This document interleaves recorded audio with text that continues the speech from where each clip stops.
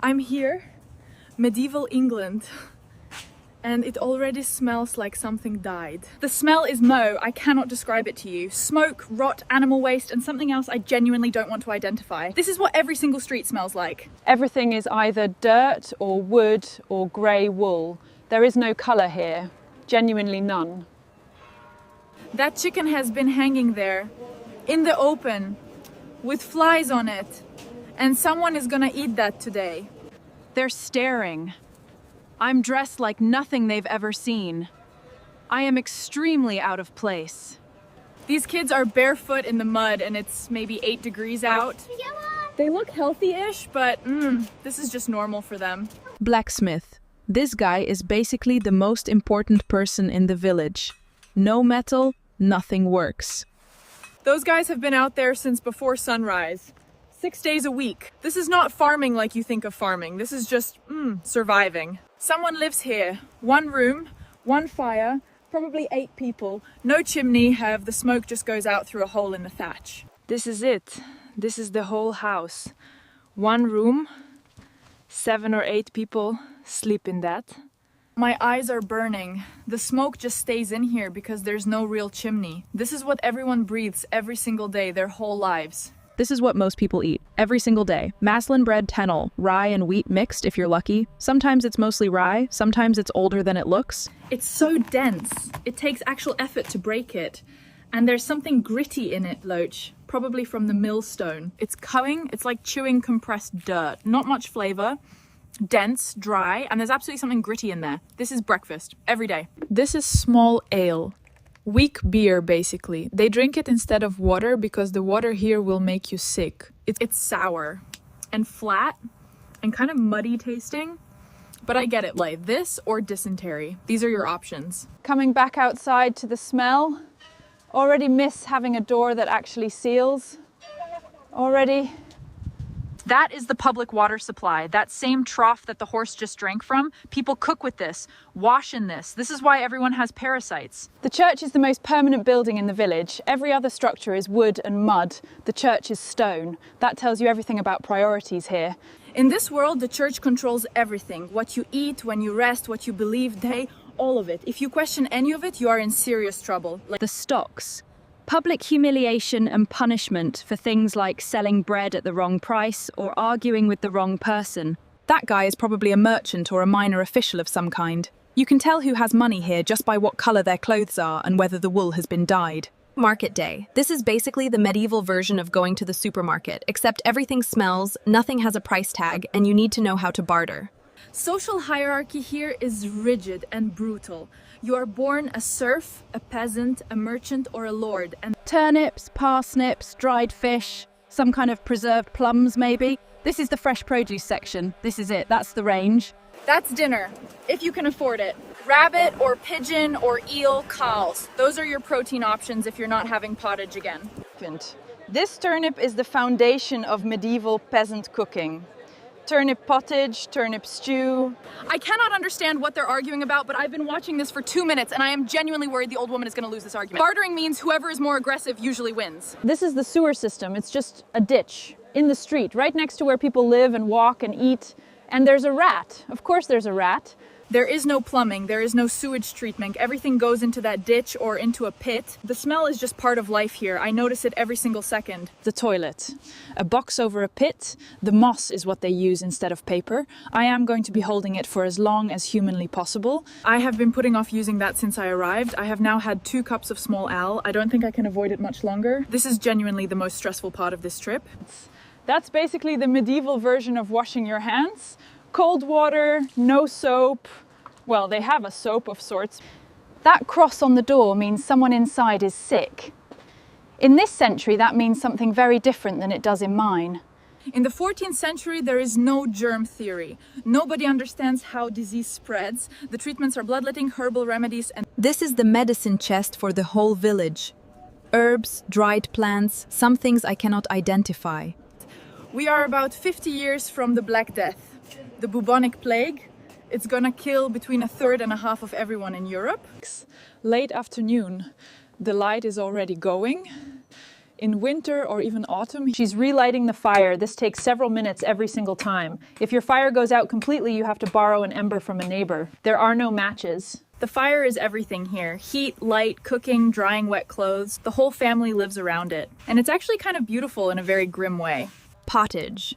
Turnip, peas, some kind of grain boiled into a paste. This is dinner. This is also breakfast tomorrow. Everyone sleeps in the same room. Parents, children, sometimes grandparents. Sometimes animals come inside at night for warmth. It's warm. It tastes like boiled nothing. No salt churro. Well, salt is expensive, so they bit of onion maybe. Outside at night in medieval England. No street lighting, no electric light anywhere. This is the actual darkness that people lived in for thousands of years. I can barely see my own hand in front of my face. If I walk 10 steps in the wrong direction, I'm in the drainage ditch. There is no police, no emergency number to call, no light to see what's happening. Back inside, sleeping on the floor near the fire tonight. On straw, in my clothes. Making my bed. Loose straw on a dirt floor. 5-star medieval accommodation. I have been awake for what feels like 16 hours and I cannot sleep because something in this straw is moving. First light, I slept maybe 3 hours. The rooster started before it was even properly light. Everyone is already moving. Sunrise. Or close enough, everyone is starting work. Not like clocking into a shift, hey. These people will be working until it's too dark to see. I haven't slept. I'm hungry because I couldn't finish the pottage. My back hurts from the floor. My eyes are still irritated from the The whole family goes to the fields, children included. There are no days off from this unless it's a church feast day. Even then, there's still livestock to tend. The field strips begin right at the edge of the village. There are no tractors, no machines of any kind. It's one strip of field per family.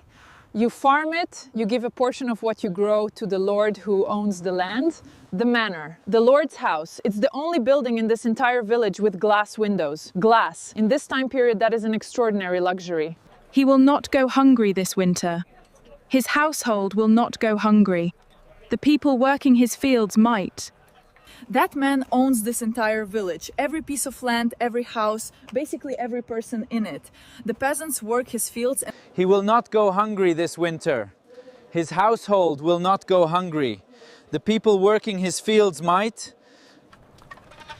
I've been here since yesterday and everyone knows I don't belong. I don't speak the language properly, my clothes are wrong. I look increasingly like I belong here, which is actually the wrong direction of where I want to go. The suit won't come off without soap. The mud is just permanent now. I have accepted this. Someone handed me this. I think it's a headscarf or a shawl, maybe to help me look less strange. The wool is completely undyed and I put on the medieval shawl. Do I fit in? Not even slightly. She is very clearly assessing everything about me and finds.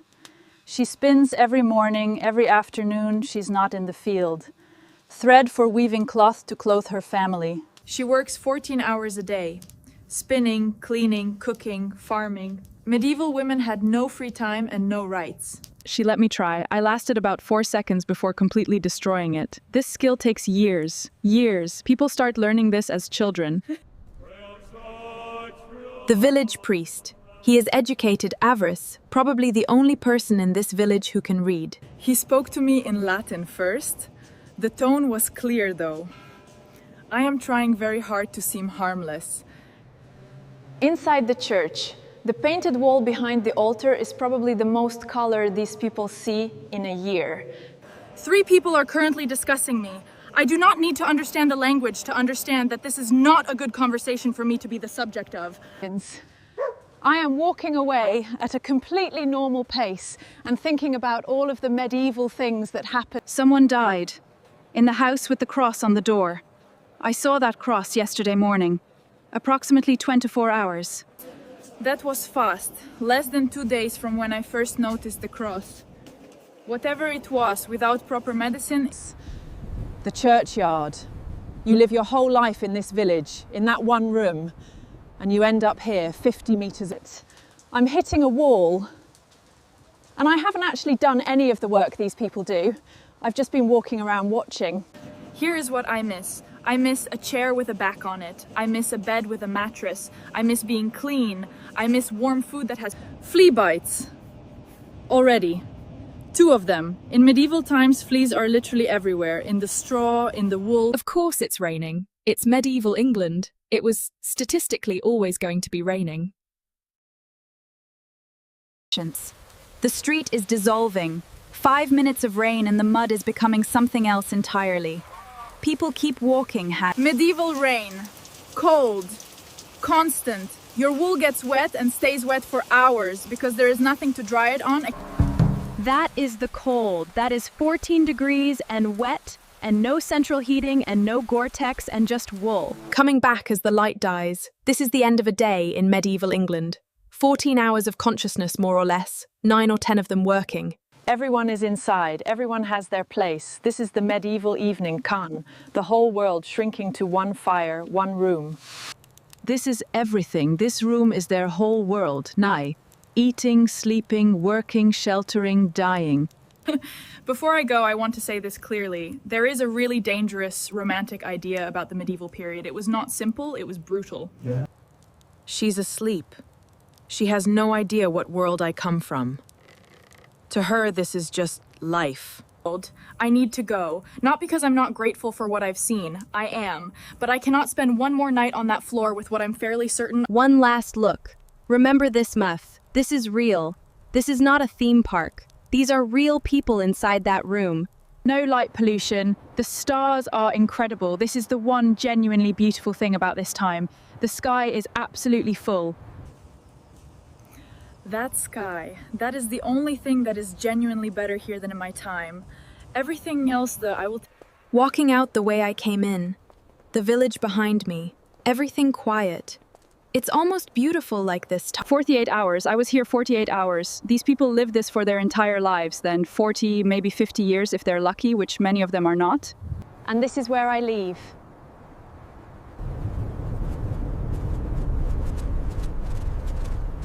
I'm back, and I'm standing in my bathroom, and there is hot water in that tap. Hot, clean water. Coffee. Which is obviously not medieval at all. Coffee wouldn't reach England for another 300 years from where I just was. The medieval period gets romanticized constantly. Period dramas, fantasy, games. And I get it, right? The aesthetics are interesting. But Outside my window right now, normal street, nothing interesting. People in warm coats on clean pavements going wherever they want to go, no lord's permission required. everyone out there is choosing what to do today. Where to go, what to eat, what to wear. Nobody in that village had a single one of those freedom. Here is what I took away from this. 1, the smell. It is genuinely constant and beyond description. 2, the darkness. 4, the labor. Every calorie of food on your plate cost a human being approximately 10 times more effort than anything we do. 5, the medicine. 6, the social cage. You had exactly one identity. Your birth, your gender, your village. And yet, This kitchen, refrigeration, electric light, clean water from a tap, a gas hob.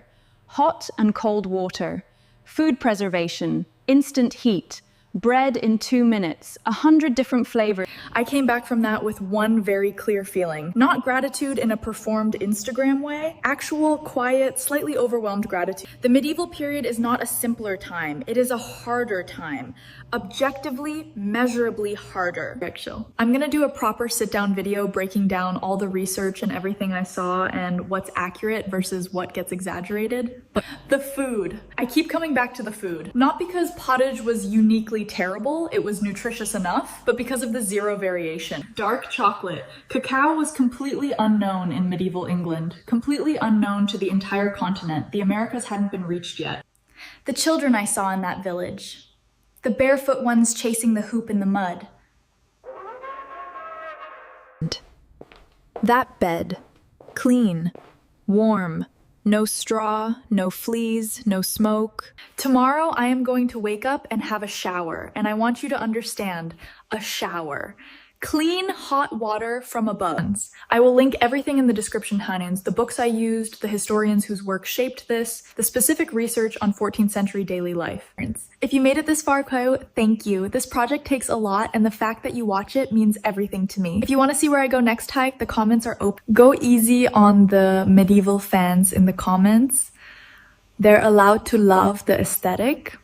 They just also have to accept the rats. I'm going to sleep now. On purpose. In warmth. Good night.